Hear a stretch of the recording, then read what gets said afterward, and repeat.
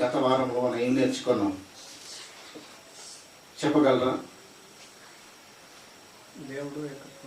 దేవుడు ఏకత్వమా త్రిత్వమా అన్నప్పుడు దేవుడు ముగ్గురు ఒకట అనే సందర్భాన్ని మనం నేర్చుకున్నప్పుడు దేవుడు బహువచనాన్ని వాడవలసినటువంటి అవసరత ఎందుకు వచ్చింది? ఆయన సింగిలే అయితే, ఆయన అద్వితీయుడే అయితే, ఆయన ఒంటరిగానే ఆయన ఉంటే ఈ బహువచనాన్ని పలకవలసినటువంటి అవసరత కన్న తండ్రికి ఎందుకు వచ్చింది అనే అంశం మీద మనం నేర్చుకున్నాం, తెలుసుకున్నాం. అంతేనా? ఈ మాటలలో మన అంటున్నాడు, మనలో అంటున్నాడు, మన నిమిత్తం అంటున్నాడు, మనము దిగిపోయి అంటున్నాడు. అంటే ఇంత గొప్ప బహువచనాన్ని ఆయన పలకడానికి గల కారణం, నేను ఒంటరిగా లేను, నాకంటూ ఒక ఫ్యామిలీ ఉంది, ఆ ఫ్యామిలీతో ఆయన మాట్లాడుతున్నట్టుగానే మనకు అర్థమైంది. నేను రహస్యంగా ఏది కూడా నేను మాట్లాడిన వాడను నేను కాను అనే ఇలాంటి ఎన్నో సందర్భాలు పాత నిబంధన కాలంలో దేవుడు మాట్లాడినటువంటి విషయాలు మనం నేర్చుకున్నాం. అంటే వ్రాయబడినటువంటి విషయాన్ని సందర్భోచితంగా మనం చేయాలి. ఎందుకు వ్రాయబడింది? కనీస జ్ఞానం అంటారు దాన్ని. ఎవరితో ఎందుకు దేని నిమిత్తం మాట్లాడుతున్నాడు అనే ఈ ప్రశ్నార్థకంగా మనం ఆలోచన చేసినప్పుడు మనకు విషయాలు మనకు అర్థమవుతాయి. వాక్యాన్ని చదివేటప్పుడు లేదా ధ్యానించేటప్పుడు పరిశీలించేటప్పుడు మనకు సందర్భం తెలియాలి, భాష భావం మనకు తెలియాలి. అంతేనా? ఆ భాష ఒక అర్థం మనకు తెలిసిన వాళ్ళకు మనం ఉండాలి. అప్పుడే మనకు విషయాలు మనకు తేటగా మనకు అర్థమవుతుంటాయి. కనుక ఈరోజు మంచి వాక్యాన్ని నేర్చుకుందాం. మరలా వీటికి సంబంధించి కొన్ని విషయాలు మాత్రం ఎన్నో ఉన్నాయి బైబిల్లో. వాటికి నేను చెప్పడానికి నేను చెప్పలేను, మీరు వినలేరు. కానీ మీకు అర్థం కావడానికి కొన్ని మాత్రము ఒక సందర్భాలు మీ ముందు నేను ఉంచడానికి నేను ఇష్టపడుతున్నాను. ఈరోజు పాఠం అంశం ఏంటంటే యెహోవా యేసుక్రీస్తు అయితే. ఈరోజు పాఠం ఏంటి? యెహోవాయే యేసుక్రీస్తు అయితే. అంతేనా? ఈ మాటలు ఎందుకు చెప్పాలి? ఏ మాటలు మనం ఈరోజు నేర్చుకుంటాం? యెహోవాయే యేసుక్రీస్తు అయితే ఈ మాటలు ఎందుకు చెప్పవలసి వచ్చింది? ఎందుకు చెప్పాడు ఆయన? యేసుక్రీస్తు ఈ మాటలు ఎందుకు చెప్పవలసి వచ్చింది ఆయనకి? యెహోవాయే యేసుక్రీస్తు అయితే చెప్పవలసిన అవసరత ఏంటి? మరి యేసుక్రీస్తు ఈ లోకానికి వచ్చి ఈ మాటలు చెప్తున్నాడంటే ఆయనతో పాటు ఎవరో ఉండాలి. ఉండబట్టే ఈ మాటలు ప్రస్తావన చేస్తున్నాడని ఈ సందర్భాలు ఈరోజు మనం నేర్చుకోవాలి, మనకు తెలియాలి. ఈ విషయాలు సరిగా చాలా మందికి క్రైస్తవులైనటువంటి వారికి, బైబిల్ ధ్యానించే వారికి ఈ సందర్భాలు అర్థం కాక ఆయన కాలాన్ని బట్టి ఈ రకంగా ఆ రకంగా మారుతూ వచ్చి కార్యక్రమాన్ని జరిగించాడు అని అనేక బోధనలు జరిగిస్తున్నటువంటి పరిస్థితులు మనం చూస్తున్నాం. యూట్యూబ్ ఛానల్లో చూస్తే అదే గొడవ, ఏ సంఘాలలో చూసినా అదే గొడవ. అంటే క్రైస్తవుడు అనేసరికి ఒకే బైబిల్ పట్టుకున్న ప్రతి క్రైస్తవుడు ఒకే తాటి మీద, ఒకే భావం మీద, ఒకే సత్యం మీద నిలబడి మనం శ్రోత ప్రకటించవలసినటువంటి మనలోనే అర్థం కాకపోతే ఈ విధమైన భేదాభిప్రాయాలు బైబిల్ అర్థం కాక మనం బోధిస్తుంటే ఎలా సంఘాన్ని మనం కాపాడగలం చెప్పండి? ఈరోజు పాఠం ఏంటి చెప్పండి? యెహోవాయే యేసుక్రీస్తు అయితే ఈ మాటలు ఎందుకు అనాలి భూమి మీద యేసుక్రీస్తుల వారు? చూద్దామా బైబిల్లో, తీయండి యోహాను సువార్త. కొన్ని సందర్భాలు మనం నేర్చుకుందాం. సందర్భాలు కొన్ని ఉదాహరణగా మనం తీసుకొని వాటి భావజాలను మన ఆలోచన చేద్దాం ఈరోజు. ఓకే, యోహాను సువార్త 8వ అధ్యాయము తీసారా? 42వ వచనంలో వ్రాయబడినటువంటి విషయాలు ఎన్నో ఉన్నాయి బైబిల్లో. కానీ అన్నిటినీ నేను చెప్పను, కానీ కొన్ని మాత్రమే సందర్భాలు మీకు అర్థం కావడానికి ఆయన ముగ్గురా లేదా ఒకడే ఇన్ని అవతారాలు కాలాన్ని బట్టి మారుతూ వచ్చాడా మనకు తెలియాలి. ఇది మనకు తెలిస్తేనే, ఈ విషయం మనకు అర్థమవుతేనే నీకు నిత్య జీవం, నీకు పరలోకపు తాళపు చెవులు ఇవ్వబడతాయి. తెలియని వారికి నిత్య జీవం లేదు, పరలోకపు తాళపు చెవులు కూడా ఉండవు. ఇప్పుడు దేవుడు యోహాను సువార్త 8వ అధ్యాయము 42వ వచనంలో యేసు వారితో ఏమంటున్నాడు? ఇట్లా అంటున్నాడు, దేవుడు మీ తండ్రి అయిన ఎడల మీరు నన్ను ప్రేమిస్తారు. నేను దేవుని యొద్ద నుండి బయలుదేరి వచ్చి ఉన్నాను అంటున్నాడు. నా అంతటా నేనే వచ్చి ఉండలేదు, నేను భూమి మీదకి నేను వచ్చి ఉండలేదు అంటున్నాడు. ఆయనే నన్ను పంపించాడు. ఈ సందర్భాలు మీకు అర్థమవుతున్నాయి? మీకు చెప్పండి, ఈ మాటలు ఎవరితో అంటున్నాడు? ఎస్ స్వామి, యూదులతో అంటున్నటువంటి మాటలు. యూదులతో అంటున్నాడు. ఏమని? నేను ఏమంటున్నాడు? దేవుని యొద్ద నుండి బయలుదేరి నేను వచ్చి ఉన్నాను అంటున్నాడు. దేవుడు ఉన్నాడు, కన్న తండ్రి ఉన్నాడు, తండ్రి అయినటువంటి దేవుడు ఉన్నాడు. ఆయన అవునా? ఆయన ఉండబట్టే ఆయన యొద్ద నుండి నేను బయలుదేరి నేను వచ్చున్నానంటే మరొకడు ఎవడో ఉన్నాడు అని మనకు అర్థమవుతుంది. అర్థమవుతుందా? ఒక్కొక్క సందర్భాలలో మనం కూడా అంటుంటాం, నేను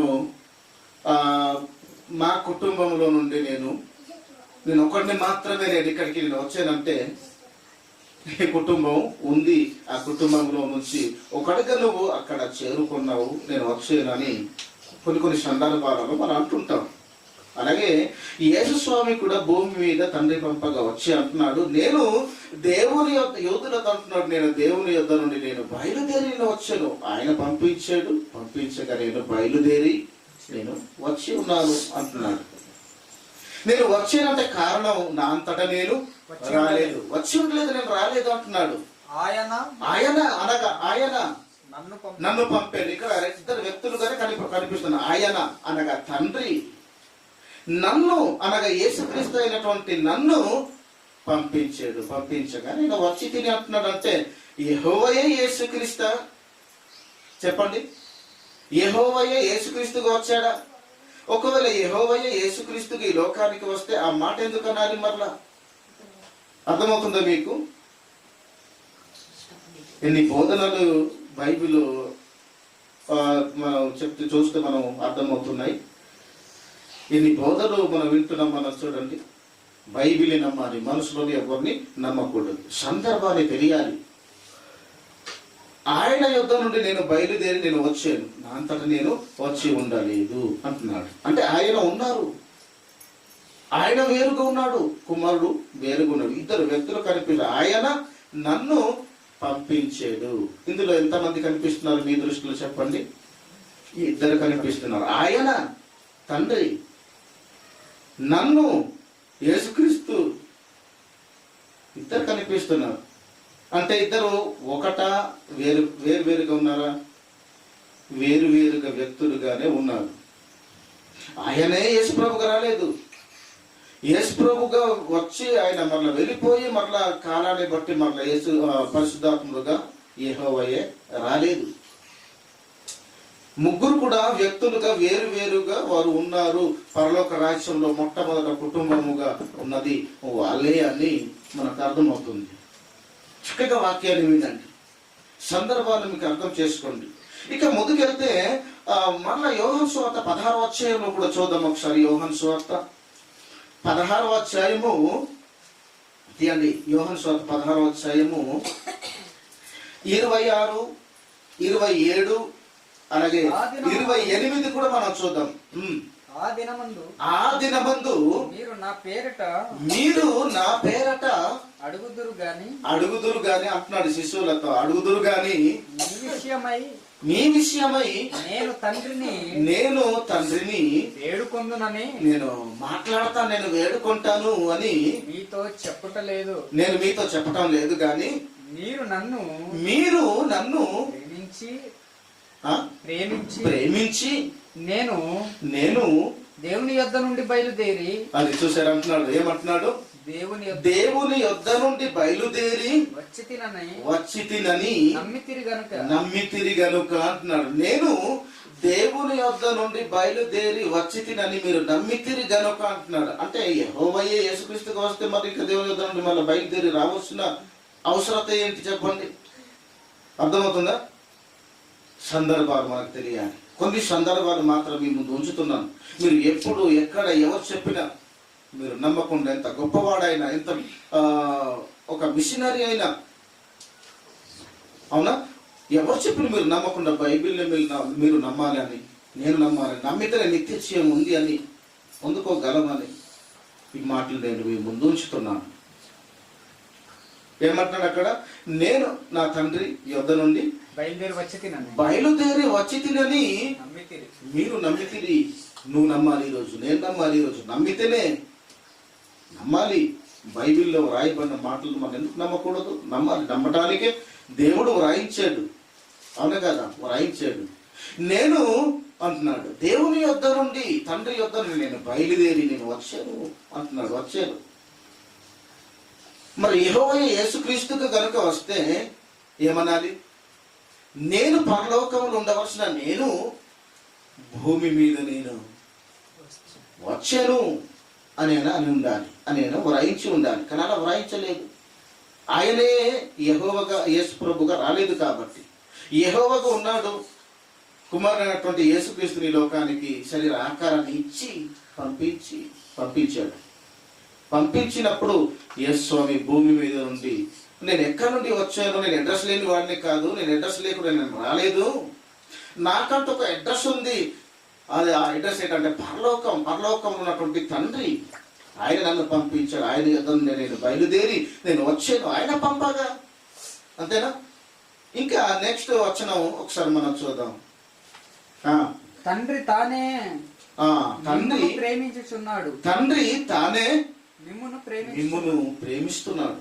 నేను తండ్రి యొద్ద నుండి బయలుదేరి, అంటే తండ్రి వేరుగా ఉన్నాడు, యేసుక్రీస్తు వేరుగానే కనబడుతున్నారు మనకి ఇక్కడ. నేను తండ్రి యొద్ద నుండి బయలుదేరి లోకమునకు వచ్చి ఉన్నాను, ఈ లోకానికి నేను వచ్చి ఉన్నాను అంటున్నాడు.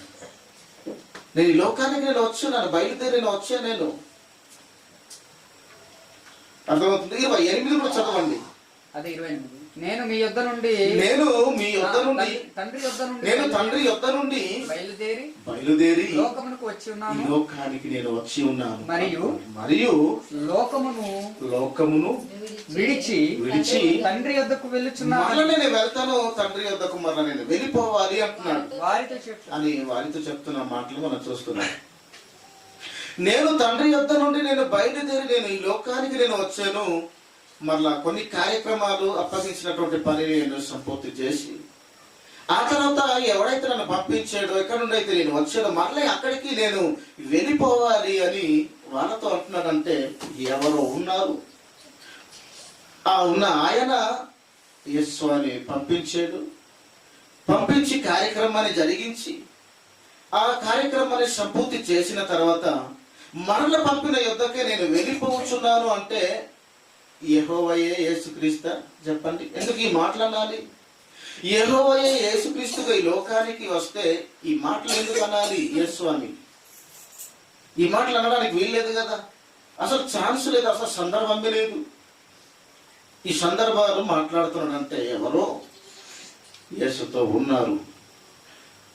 ఆయనే ఒకడే కాదు గనుక, ఆయనే యేసుక్రీస్తుగా రాలేదు గనుక, యేసుక్రీస్తుగా పంపించిన వ్యక్తి యెహోవా ఉన్నాడు గనుక పంపించిన వాని యొద్దకు మరలా నేను వెళ్ళవలసి ఉంది, నేను వెళ్తున్నాను, నేను వెళ్ళాలి అని ఈ సందర్భాలు చెప్తున్నాడంటే యెహోవాయే యేసుక్రీస్తుగా రాలేదని మనకు అర్థమైంది. అంతేనా? సందర్భాలు మీరు ఆలోచన మీరు చేయాలి. రాయబడినటువంటి లేఖన సందర్భాలు మీరు ఆలోచన మీరు చేస్తేనే కానీ మీకు అర్థం కాదు. అందుకే తండ్రి అయినటువంటి దేవుడు బహువచనాన్నే పలకవలసి వచ్చింది. ఆయన ఒక్కడే యెహోవాగా లేడు. ఆయన ఒక తండ్రిగా ఆయన ఉన్నాడు, అద్వితీయ తండ్రిగా ఉన్నాడు ఆయన. కాబట్టి కుమారుడు అయినటువంటి క్రీస్తు ఉన్నాడు, పరిశుద్ధాత్ముడు ఉన్నాడు. వీరందరూ కలిసి ఒక కుటుంబముగా ఉండబట్టి ఆయన రహస్యంగా ఏదిను మాట్లాడలేదు అని అంటున్నాడు. మా నిమిత్తం ఎవరు పోవును అని ఆ ఒక బహువచనాన్ని పలుకుతున్నాడంటే తండ్రి ఒక్కడిగా లేడు. ఆయనే ఈ మూడు అవతారాలు ధరించుకోవలసిన అవసరత కూడా లేదు ఆయనకి. అర్థమవుతుందా? ఇప్పుడు నెక్స్ట్ మనం చూద్దాం బైబిల్ గ్రంథంలో ఒకసారి యోహాను సువార్త 12వ అధ్యాయం రాసుకునే సందర్భాలు చాలా విషయాలు చెప్పాలి నేను. మీరు మోసపోకూడదు, మీరు వాక్యంలో మీరు లాస్ అవ్వకూడదు. మీరు సందర్భాలను మీకు ఆలోచన నేను చేస్తున్నాను. అసలు యెహోవాయే యేసుక్రీస్తా, యేసుక్రీస్తే యెహోవాదా, లేదా వేరువేరుగా ఉన్నారా, వేరువేరు వ్యక్తులుగా ఉన్నారా? మరి ఎందుకు బట్టి ఇందులో వ్రాయబడిన సంగతులను ఆలోచిస్తున్నాం మనం. ఎందుకు యేసు స్వామి ఈ మాటలు అన్నాడు అంటే అసలు అర్థం ఏంటి మనం ఆలోచిస్తున్నాం. యోహాను సువార్త 12వ అధ్యాయం తీయండి. 44, 45, 48 కూడా చూద్దాం. 48 కూడా మనకు అనుకూల వచనాలు మనం పలకటం లేదు. ఈ మాటలు ఎందుకు పలికాడు అసలు అంటున్నాడు. ఎంత ఇక్కడ నుంచి 44 నుంచి నన్ను చూసేవాడు యేస్వామి అంతటా యేసు అంటున్నాడు. ఏమంటున్నాడు? చాలా బిగ్గరగా ఇట్లా అంటున్నాడు. ఏమంటున్నాడు? నాయందు విశ్వాసముచ్చువాడు, నాయందు విశ్వాసం ఉంచడం కాదు, నన్ను ఎవడైతే పంపాడో వాని యందు విశ్వాసం ఉంచేవాడు అని అంటున్నాడు. ఇక నన్ను చూసేవాడు నన్ను పంపిన వారినే చూచుచున్నాడు అంటే ఎలాంటి కనెక్టింగ్ పెట్టాడు చూడండి ఇక్కడ. నన్ను ప్రేమించువాడు, నన్ను విశ్వాసం ఉంచువాడు నా యందు విశ్వాసం ఉంచడమే కాదు, నన్ను పంపిన వారిని నన్ను ప్రేమించువాడు నన్ను పంపిన వారిని ప్రేమిస్తున్నాడు, నన్ను విశ్వాసం ఉంచువాడు నన్ను పంపిన వారిని విశ్వాసం ఉంచుతున్నాడు అని చెప్తూ నాయందు విశ్వాసం ఉంచువాడు ప్రతి ఒక్కడు ఎవడైతే నాయందు విశ్వాసం ఉంచుతున్నాడో వాడు చీకట్లో నిలిచి ఉండకుండానట్లు నేను ఈ లోకానికి ఈ చీకటి గల ఈ ప్రపంచ ఈ లోకానికి నేను ఒక వెలుగుగా ఒక నక్షత్రముగా నేను వచ్చి ఉన్నాను అని యేసు స్వామి అంటున్నాడు. ఒకవేళ ఎవడైనా నా మాటలు విని వాటిని గైకొనకుండిన ఎడల, ప్రవర్తించకుండిన ఎడల, బ్రతకకుండిన ఎడల నేను అతనికి నేను తీర్పు తీర్చలేను. అసలు అతనికి నేను తీర్పు తీర్చలేను, నేను శిక్షించను నేను అతనికి. నేను ఈ లోకానికి నేను తీర్పు తీర్చడానికి కఠినమైనటువంటి దండించడానికి నేను రాలేదు, కానీ ఈ లోకాన్ని నేను కాపాడడానికే నేను వచ్చి ఉన్నాను అని అంటున్నాడు. ఇంకా 48 కూడా చూద్దాం ఒకసారి. నన్ను కనికరించి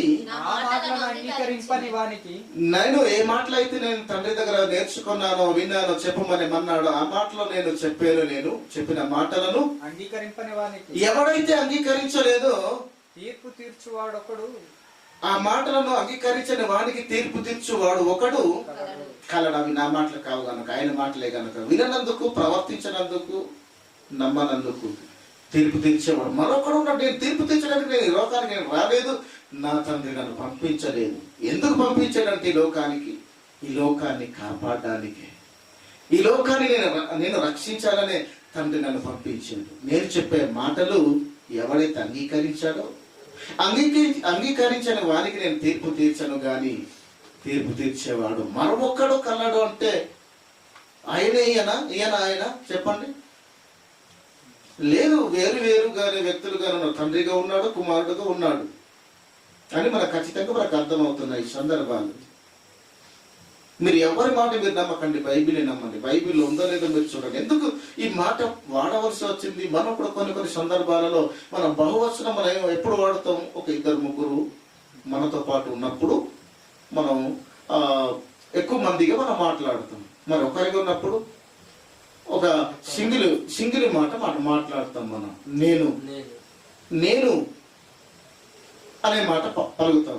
మేము అంటున్నామంటే నాతో పాటు ఎవరో ఉండబట్టే ఆ పదాన్ని మనం వాడతాం. కాబట్టి సందర్భాలు మాటలో చెప్పబడినటువంటి ఒక అర్థాలు కూడా మనకు తెలియాలి. తెలిస్తేనే యేసుక్రీస్తు ఎవరో, తండ్రి అయినటువంటి దేవుడు ఎవరో మనం పట్టుకోగలం. అందుకే భాష జ్ఞానం కూడా ఉండాలి. వ్రాయబడినటువంటి లేఖన సందర్భాలు కూడా, భావజాలాలు కూడా మనకు అర్థం కావాలి. అంతేనా?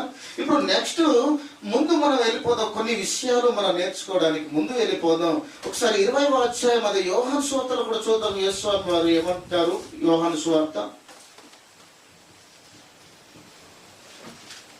20వ అధ్యాయము 17వ మాట ఒకసారి చదివి సహాయం చేయండి.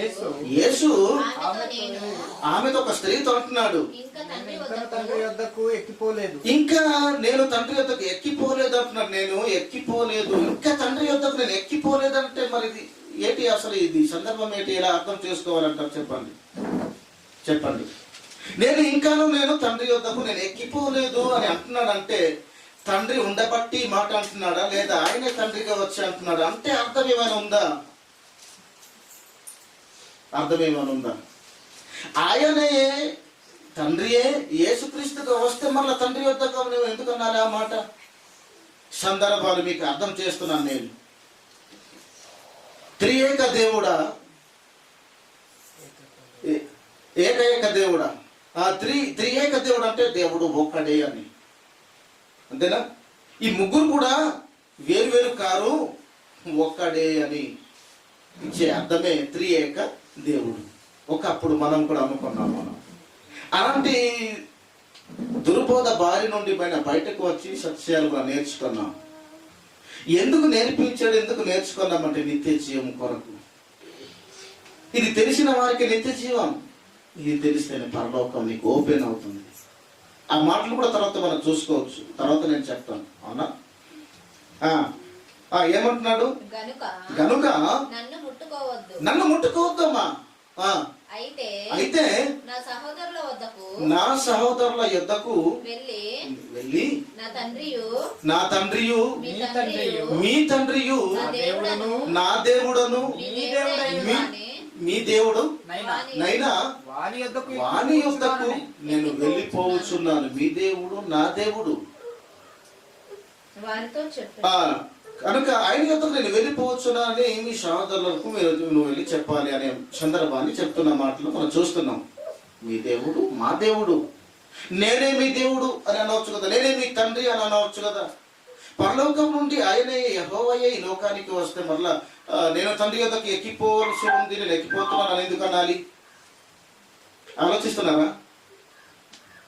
మాటలు అర్థమవుతున్నాయా మీకు వెనకలున్న వారికి?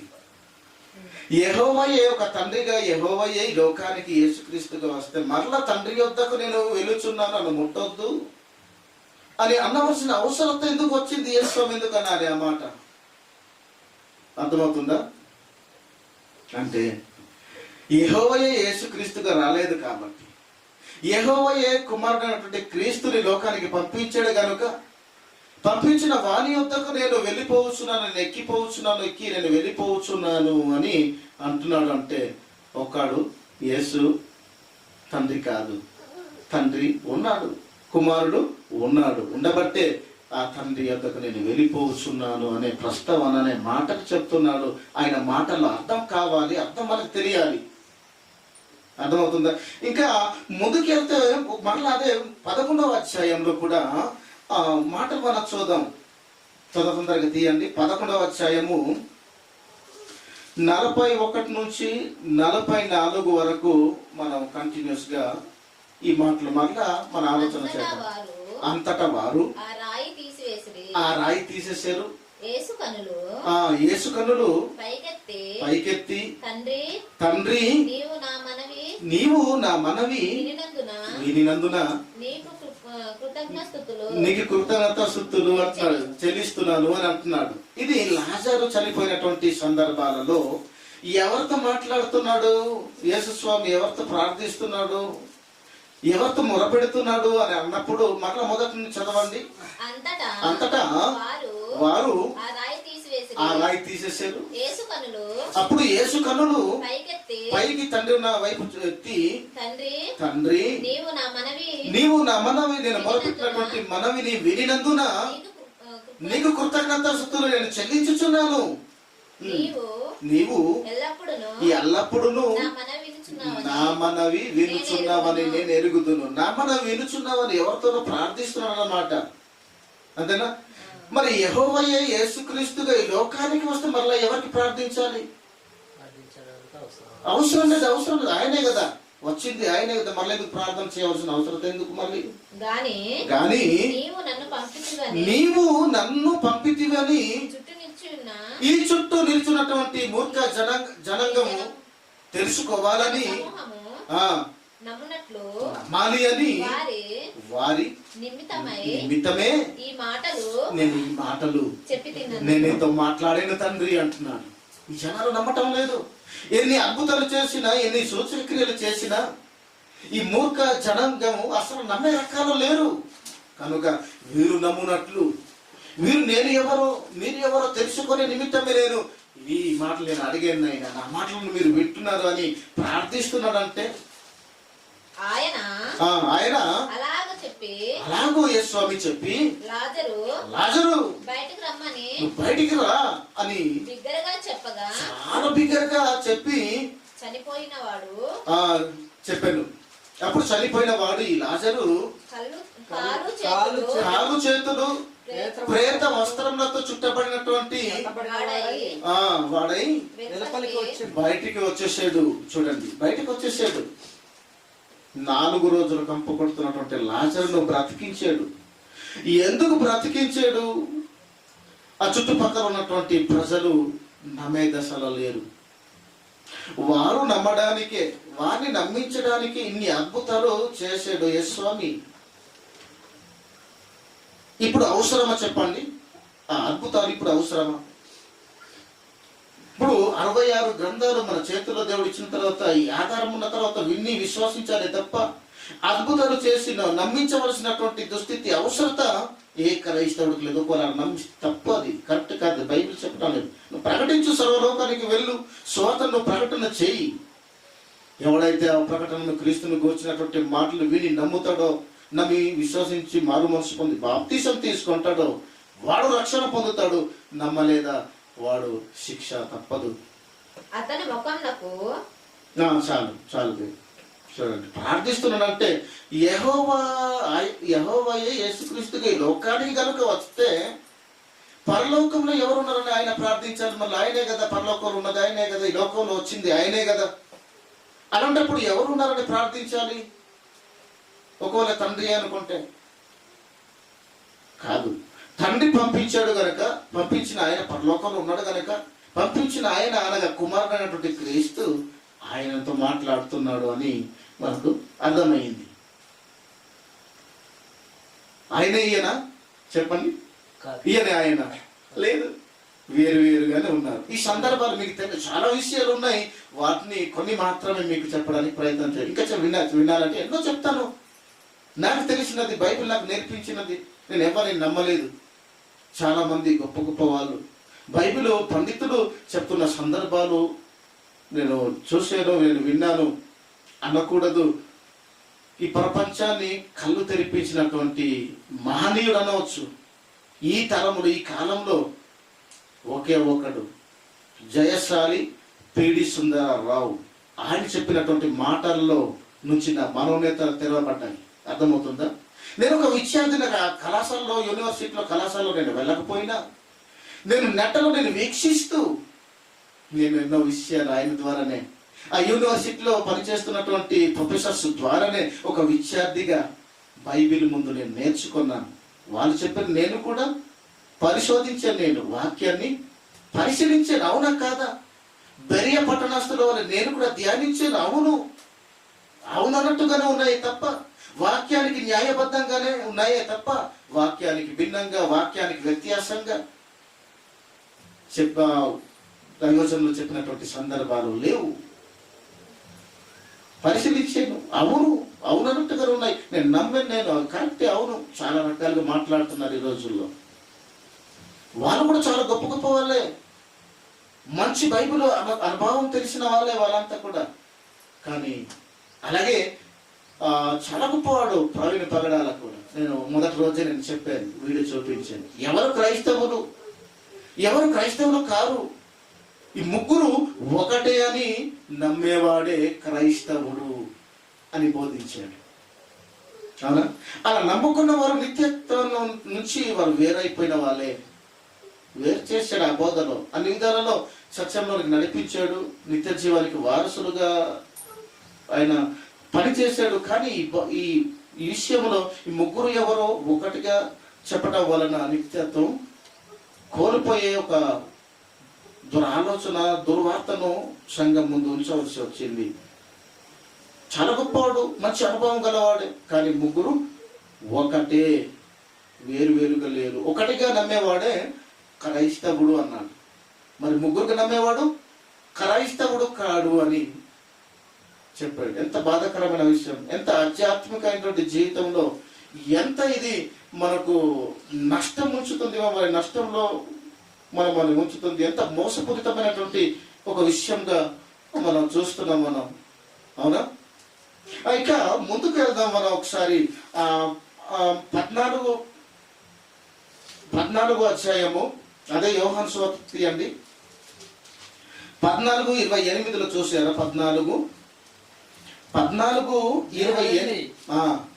నేను వెళ్ళి మీ యొద్దకు వచ్చేదనని, నేను తండ్రి యొద్దకు నేను వెళ్ళి మీ యొద్దకు మరలా నేను వస్తానని మీతో చెప్పిన మాట, నేను మీతో చెప్పిన మాట మీరు వింటిరి కదా, మీరు ఆల్రెడీ విన్నారు కదా. తండ్రి నాకంటే గొప్పవాడు కనుక, నాకంటే గొప్పవాడు ఆయన. కన్న తండ్రి కదా. ఇప్పుడు తండ్రి కంటే కుమారుడు గొప్పవాడా చెప్పండి? తండ్రి స్థాయి వేరు, కుమారుని స్థాయి వేరు. అవునా? చిన్ననాన్న స్థాయి వేరు, పెద్ద నాన్న స్థాయి వేరు, కన్న తండ్రి స్థాయి వేరు. కుమారులు ఇలా సమానత్వం కాగలరు చెప్పండి? తండ్రితో సమానం కాలేరు కదా. అలాగే ఆ సందర్భాన్ని చెప్తున్నాడు, నాకంటే గొప్పవాడు తండ్రి, కన్న తండ్రి కదా, నేను కుమారుడు. నేను ఆయన నాకంటే గొప్పవాడు. ఆయన ఆలోచనలో కావచ్చు, పనిలో కావచ్చు, అన్ని విధాలలో ఆయన గొప్పవాడు. ఆయన చెప్పినట్టే, ఆయన నేర్పినట్టే నేను చెప్పాలి, లేదా నా అంతటా నేను ఆయనతో సమానత్వం. ఇప్పుడు ఫిలిప్పీ పత్రికలో ఉంది, ఆయనతో సమానత్వముగా నేను ఉండాలని ఆయన ఎంచుకోలేదు కానీ అనే మాటలు మనం చూస్తాం. అంటే ఆయనకున్నటువంటి అధికారం, పదవి, ఆయనకున్నటువంటి గొప్పతనం, తండ్రితో సమానత్వమైనటువంటి అంత స్థాయి ఆయన కూడా ఉంది, కాదనడానికి లేదు. కానీ తండ్రి స్థాయి తండ్రిదే, కుమారుని స్థాయి కుమారునిదే. ఆయన స్థాయిని మించి మాట్లాడాడు ఆయన. ఆయన తనను తాను తగ్గించుకొని వచ్చిన ఆయన అంటున్నాడు, నాకంటే గొప్పవాడు. మనమైతే నా తండ్రి కంటే నేను గొప్పవాడినేరా నేను మనం అంటాం. అంటే స్థాయికి మించి మాట్లాడుతుంటాం మనం. అంటే మా అమ్మ కంటే నేను గొప్పదాన్ని, నేను మా అమ్మకేం తెలుసు, నాకేం తెలుసు అంటే ప్రపంచంలో ఉన్నటువంటి విషయాలన్నీ నాకు తెలుసు. నేను అక్షర జ్ఞానం తెలుసుకున్న వాడిని నేను. మా అమ్మకేం తెలియదు, మా అమ్మ కంటే నేను గొప్పదాన్ని అని, మా నాన్న కంటే నేను చాలా గొప్పవాడిని అని మనం అంటుంటాం. అంటే స్థాయికి మించి మనం మాట్లాడుతుంటాం. కానీ ఆయన తగ్గించుకొని తండ్రి స్థాయిని తెలిసిన ఆయన తన స్థాయిని తెలుసుకొని అంటున్నాడు, నాకంటే నా తండ్రి గొప్పవాడు అంటున్నాడు. అంటే ఈ మాట ఎందుకు అనాలి? యెహోవాయే యేసుక్రీస్తుగా వస్తే మరలా నా తండ్రి అని ఎవరికి అనాలి? యేసు స్వామి చెప్పండి. యేసు కంటే ఎవడో తండ్రి గొప్పవాడు ఉండబట్టే ఈ మాటలు మాట్లాడుతున్నాడని మనకు అర్థమైంది. అంతేనా? అందుకే మనకు అర్థమైంది. ఇప్పుడు 16వ అధ్యాయం 2-3 మాటలు మాత్రమే చెప్పేసి మిమ్మల్ని ముగించే ప్రయత్నాన్ని నేను చేస్తున్నాను. సందర్భాలు మీకు మీ ముందు ఉంచుతున్నాను, మీరు ఒకసారి జ్ఞాపకం మీరు చేయండి. అదే యోహాను సువార్త 16వ అధ్యాయం 5వ వచనం కూడా చూద్దాం ఒకసారి. ఆ తర్వాత ఇప్పుడు 10 కూడా 28 కూడా చూద్దాం. ఇప్పుడు నన్ను పంపిన వారి యొద్దకు అది అంటున్నాడు, అంటే పంపించాడు అన్నమాట. యేసు స్వామిని లోకానికి పంపించాడు కనుక యేసు అంటున్నాడు, వెళ్తున్నాను. కనుక నేను ఆయన యొద్దకు నేను వెళ్తున్నాను. నేను నీవు ఎక్కడికి వెళ్ళుచున్నావని నువ్వు ఎక్కడికి నువ్వు వెళ్తున్నావని మీలో ఎవడును మీలో ఈ అపోస్తలుడైనటువంటి మీలో ఎవరు నన్ను అడుగుటలేదు గాని అడగటం లేదు గాని నేను ఈ సంగతులు నేను ఈ సంగతులతో మీతో చెప్పినందున మీతో నేను చెప్పినందుకు మీ హృదయం దుఃఖముతో నిండి చాలా ఉన్నది. దుఃఖంతో నిండిపోయి ఉన్నది. నువ్వు ఎక్కడికి వెళ్తున్నావు మీరు అడగటం లేదు, కానీ నేనే మీతో అంటున్నాను, నేను నా తండ్రి యొద్దకు నేను వెళ్తున్నాను అని చెప్పేసరికి వారి హృదయంలో దుఃఖం నిండిపోయింది, బాధ నిండిపోయింది. ఇంతకాలం వాళ్ళతో కలిసి ఉన్నాడు, పరిచర్య చేయించాడు, నేర్పించాడు, అన్ని విధాలు నడిపించాడు. ఆ తర్వాత ఇంతకాలం ఆయనతోనే వాళ్ళతోనే ఉంటూ చివరి కాలానికి వారిని విడిచిపెట్టి నేను తండ్రి యొద్దకు నేను వెళ్ళిపోతున్నానంటే ఎంత బాధ అనిపిస్తుంది ఎవరికైనా సరే. వారు హృదయంలో నొచ్చుకున్నారు, గాయపడ్డారు, బాధపడ్డారు. 10వ వచనం కూడా ఒకసారి తీయండి. మన అన్ని మనకు చదువుకుంటూ మన లోకులు నాయందు విశ్వాసం ఉంచలేదు గనుక నాయందు విశ్వాసం ఉంచలేదు కాబట్టి పాపమును గూర్చి నేను తండ్రి యొద్దకు వెళ్ళటం వలన మీరిక నన్ను చూడరు గనుక అంటున్నాడు. చాలు నేను ఏమంటున్నాడు, నేను తండ్రి యొద్దకు వెళ్ళటం వలన మీరిక నన్ను చూడరు అంటున్నాడు. అంటే చూడండి, మనకు ఇద్దరే కనిపిస్తున్నారు మనకు ఇక్కడ ఈ సందర్భాలలో. తండ్రి కుమారుడు తండ్రితో మాట్లాడుతున్న ఈ సంభాషణను మనం చూస్తున్నాం. తండ్రి ఉన్నాడు, నేను కుమారుడుగా నేను ఉన్నాను కనుక ఆయనే నేను కాదు, నేనే ఆయన కాదు, వేరు వేరు వ్యక్తులుగా ఉన్నాము కనుక మాటల్లో చెప్తున్నాడు. చూడండి, నేను తండ్రి యొద్దకు నేను వెళ్తున్నాను. నేను అంటే తండ్రి పరలోకంలో ఉన్నాడు, ఉండబట్టే నేను తండ్రి యొద్దకు నేను వెళ్తున్నాను. కాబట్టి ఇక మీరు నన్ను చూడరు. తండ్రి యొద్ద నుండి తండ్రి పంపగా బయలుదేరి లోకానికి మీ యొద్దకు నేను వచ్చాను కనుక ఇంతకాలం ఉన్నాను, నన్ను చూశారు, నాతో ఉన్నారు. కానీ ఇప్పుడు నేను తండ్రి యొద్దకు నేను వెళ్తున్నాను కాబట్టి లోకంలో నేను ఉండను, కాబట్టి మీరు నన్ను చూడరు అని అంటున్నాడంటే తండ్రి ఉండబట్టే అంటున్నాడే కానీ తండ్రి యేసుక్రీస్తుగా ప్రార్థించటం లేదు లేదా అనటం లేదు అంటే అర్థమే లేదు, దానికి అర్థం లేదు. ఇంకా 28వ మాట కూడా చూద్దామా. నేను తండ్రి యొద్ద నుండి బయలుదేరి నేను అంటున్నాడు. చూడండి ఎంత మంచిగా ఎంత క్లియర్ గా చెప్తున్నానంటే, నేను తండ్రి యొద్ద నుండి బయలుదేరి లోకమునకు వచ్చి ఉన్నాను, ఈ లోకానికి నేను వచ్చి ఉన్నాను. నేను లోకానికి వచ్చాను అంటే ఎక్కడి నుండి బయలుదేరాడు ఆయన అన్నమాట యేసుక్రీస్తు. తండ్రి ఉండబట్టి తండ్రి పంపించగా తండ్రి యొద్ద నుండి ఆయన బయలుదేరి లోకానికి వచ్చాడు. నా అంతటి నేను రాలేదంటున్నాడు, ఆయన పంపగా వచ్చాడు. ఆయన తండ్రి యొద్ద నుండి ఆయన వచ్చాడు, తండ్రి యొద్ద నుండి నేను వచ్చాను అంటున్నాడు. తండ్రి ఉండబట్ట ఆయన తండ్రిగా వచ్చినందుకు మాట్లాడుతున్నాడా చెప్పండి? తండ్రి ఉండబట్టి తండ్రిలో నుంచి ఆయన వచ్చాడు కనుక మాట్లాడుతున్నాడు. నేను తండ్రి యొద్ద నుండి వచ్చాను, మరలా కార్యక్రమాన్ని అన్ని సంపూర్ణంగా నెరవేర్చి మరలా నేను పంపిన యొద్దకి ఆయన యొద్దకి నేను వెళ్తున్నాను అని అంటున్నాడంటే ఇద్దరు వేరువేరుగా ఉన్నారు అనేది వాక్యం మనకు నేర్పించే పాఠం ఇది. నిత్య జీవానికి వారసులుగా మీరు ఉండడానికి ఈరోజు దేవుడు నేర్పిస్తున్నటువంటి సందర్భాలు, దేవుడు చెప్పినటువంటి మాటలు ఇవి. ఎస్ స్వామి, అంతేనా? ఇంకా మరలా యోహాను సువార్త 5వ అధ్యాయంలో కూడా చూద్దాం. కొన్ని మాటలు మనం సందర్భాలు మాత్రమే మీ ముందు ఉంచుతున్నాను, సందర్భాలు మాత్రమే. చాలా విషయాలు యెహోవా పేరుతో ఎవడు వచ్చాడు, యేసు పేరుతో ఎవరు వచ్చారో కూడా ఇవంతా కూడా నేర్చుకోవాలి. కంగారు పడవలసిన అవసరం లేదు. దేవుడు బ్రతికించి ఉంటే మీ నిమిత్తము దేవునికి నేను ఉండటం అవసరమే. అయితే ఎన్నో విషయాలు దేవుడు సంపూర్ణముగా బ్రతుకున్న కాలంలో నిజ నిజాలు నేర్పించడానికి ఇష్టపడుతున్నాడు ఆయన. 5వ అధ్యాయం యోహాను సువార్త తీసారా 19 యేసు ఏమంటున్నాడు? కాబట్టి యేసు వారికి ఇట్లు ప్రత్యుత్తరం ఇచ్చెను. ఒక సందర్భాన్ని మాత్రమే మనం తీసుకుంటాం. ఇవంతా కూడా నేను చెప్పడానికి బోర్డు విషయాలు ఉన్నాయి కనుక నేను చెప్పడం లేదు. ఎందుకు చెప్పవలసి వచ్చింది, ఈ సందర్భాలు కూడా చెప్పాలి. కానీ ఇంపార్టెంట్ విషయాలు మాత్రమే నేను చెప్తున్నాను. అంటే బహువచనాన్ని ఎందుకు ఆయన ఈ ప్రార్థన చేయవలసి వచ్చింది, మాట్లాడవలసి వచ్చింది. ఆయన ఒకరే అయితే మరి ఈ మాటలు ఎందుకు పలకాలి? యెహోవాయే యేసుక్రీస్తుగా ఈ లోకానికి కనుక వస్తే ఈ లోకం నుండి మళ్ళీ ప్రార్థన చేస్తున్నాడు ఎవరికి? తానే కదా, ఉన్నది తానే కదా. మరి మాట్లాడవలసిన అవసరత ఏంటి అనేది మనం నేర్చుకుంటున్నాం. ఇప్పుడు చదవండి. కాబట్టి యేసు వారికి ఇట్లు ప్రత్యుత్తరం ఇస్తున్నాడు, చెప్తున్నాడు. తండ్రి ఏది చేయుట యేసుక్రీస్తుగా నేను కుమారుడు చూచును, అదే కానీ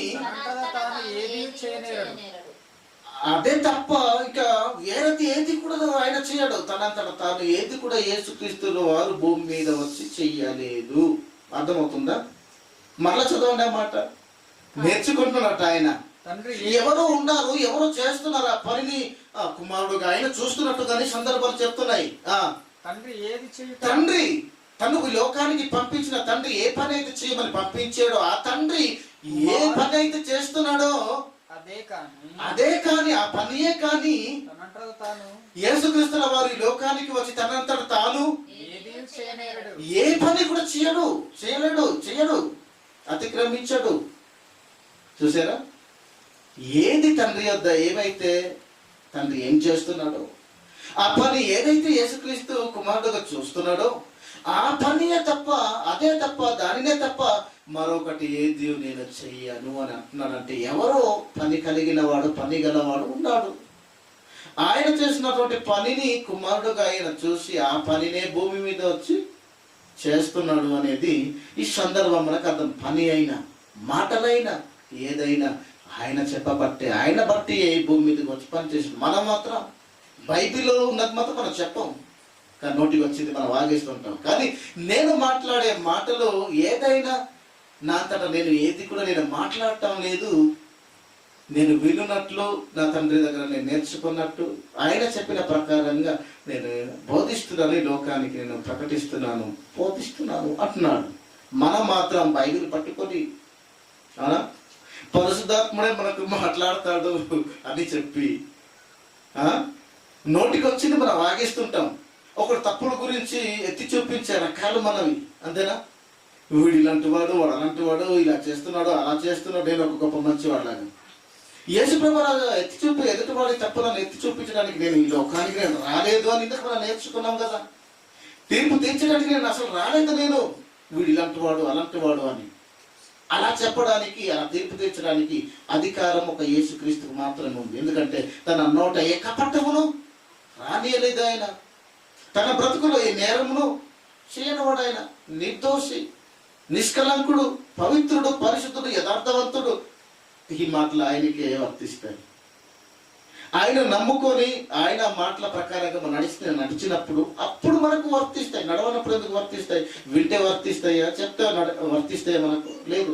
బ్రతికితేనే నీతి, అనుసరించి ప్రవర్తించినప్పుడే నీతి. ఆయన ఆజ్ఞను అనుసరించి ప్రవర్తించినప్పుడే నీతి కలుగుతుంది, అంతేనా? ఆయన నీతికి బతికేడు, ఆయన చెప్పిన ప్రకారంగా బ్రతికేడు యేసుస్వామి. అందుకే ఆయన నీతిమంతుడు, పవిత్రుడు, పరిశుద్ధుడు.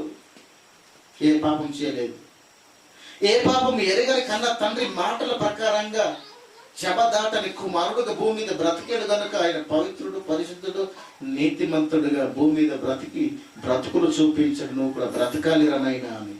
అర్థమవుతుందా? అలాంటి ఆయన చెప్పాలి.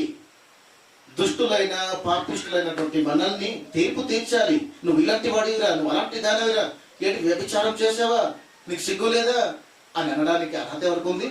యేసు స్వామికి. కానీ నేను దండించడానికి, నేను ఎదుటి తప్పులను ఎత్తి చూపించడానికి, నేను తీర్పు తీర్చడానికి నేను ఈ లోకానికి నేను రాలేదంటున్నాను. మరి నువ్వు ఎందుకు తీర్పు తీస్తున్నావు ఈరోజు క్రైస్తవుడుగా? అలా తీర్పు తీర్చడం వల్ల రక్షించగలవా? లేదు. తీర్పు తీర్చవలసిన వాడు మరొకడు ఉన్నాడు, ఆయనకి ఇచ్చేయాలి. నువ్వు చేసే పని నువ్వు ఏదో రక్షణ కార్యక్రమాన్ని నువ్వు జరిగించాలి. ఎత్తి చూపలేదు, రక్షించడానికి వచ్చాను అన్నాడు కదా. అమ్మా, నీకు ఎవరు నీకు శిక్ష విధింపలేదా తల్లి అన్నప్పుడు, లేదు ప్రభు అన్నప్పుడు, నేను కూడా క్షమించి విడిచిపెట్టేయాలి అంతే. అని రక్షిస్తున్నావా? అయితే క్షమించి విడిచిపెట్టేసి ఒక కండిషన్ అప్పుడు, ఇక మీదట నువ్వు ఆ నేరాల జోలికి నువ్వు వెళ్ళకూడదు, వెళ్ళొద్దు అన్నాడు. ఎంత ప్రేమ ముద్దుతో మాట్లాడాడు ఆయన. మనమంతా సీముని ఇలాంటి వాడు, పలానవాడు అలాంటి వాడు, ఇది చేసి అది చేసి, నేను ఏ విషయాలను గొప్పవాడిని ఆ మాటలు అనడానికి ఎదుటి వారికి చెప్పే మనుషుడా? నువ్వు ఎవడవైనను సరే, పరుని సేవకునికి తీర్పు తెచ్చు మనుషుడు నువ్వు ఎవడవైనను సరే, నువ్వు నిరుత్తరుడవై ఉన్నాడు. చాలా జాగ్రత్త, నువ్వు పెద్ద దొంగవి అంటుంది వాక్యం, మమ్మల్ని ఎత్తి చూపుతుంది. నువ్వు కూడా అట్టి కార్యం నువ్వు కూడా చేస్తున్నావు కావా? నేనే ఎలాంటి పని కలిగి ఉంది, చేస్తున్న పనిని చూసి ఆ వ్యక్తి బాగలేదు, ఇలాంటి వాడు అలాంటి వాడు అలా చేసాడని వాళ్ళు చెప్పడం కరెక్ట్ కాదు. రక్షించడానికి ప్రయత్నం చేయాలి. యేసు స్వామిలా ఈ లోకానికి రక్షించడం, ఆ రక్షణ కార్యక్రమంలో మనం సాత్వికం కలిగి ఉండాలి, సహనం కలిగి ఉండాలి, ఓర్పు కలిగి ఉండాలి. ఎన్నో రకరకాలు మా కళ్ళ ఎదుట చేస్తుంటారు. వీటన్నిటిని కూడా సహించి, వారిని ప్రేమించి, వారిని సరిచేసి, వారిని అలాంటి బారి నుంచి, పాపము అనే ఆ బారి నుంచి, ఆ బంధకాల నుంచి వారిని రక్షించడానికి, కాపాడడానికి ప్రయత్నం చేయడానికి ప్రేమ ఉంటే చాలు, సాత్వికం ఉంటే చాలు, ఆయన్ను క్షమించగలిగితే చాలు, ఆయనను కనికరించగలిగితే ఆ మనసు ఉంటే చాలు. అంతేనా? నువ్వు ఆయన దండించే వాళ్ళకు, శిక్షించే వాళ్ళకి, ఇదిగో సీమను వచ్చేస్తాను, నేను దాగిపోతాను, నన్ను చూస్తాను, మన క్లాసులు ఇస్తానని దాగిపోతాను. అప్పుడు నువ్వు వాడిని ఇలా పట్టుకుంటావు, వాడిని ఇలా కాపాడగలవు చెప్పు. ఇది రక్షణ ధర్మమే కాదు. ఇది యేసు ప్రభు అలాంటి ఆయన తీర్పు తీర్చలేదు, రక్షించాడు, కాపాడ్డాడు. పాపులతోనే ఉన్నాడు, పాపుల్ని రక్షించడానికి వచ్చిన ఆయన పాపులతోనే సహవాసం చేసి పాప బారి నుంచి వారిని కాపాడ్డాడు ఆయన. ఈరోజు క్రైస్తవులు అంటారు, పౌలు గారు ఎందుకు అన్నాడో తెలియక ఏమంటారు, అసలు ఎప్పుడు ఉండకూడదు, ఎప్పుడు ఉండాలి, అలాగే శాశ్వతం వారికి దూరంగా ఉండాలంటే సువార్త చేయకూడదు, అందరు పాపులే ఉన్నారు. అర్థమవుతుందా?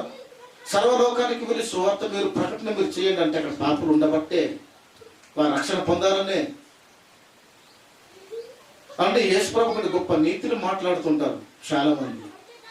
అలాంటి వారి యుద్ధకు సాహసం చేయకూడదు ఎందుకు అన్నాడు ఆ పౌలు? అలాగని వారితో సాహసం చేయకూడదని కాదని మళ్ళీ వెనక్కి తీసుకొని మాట్లాడుతున్నాడు. ఏ సందర్భాలలో?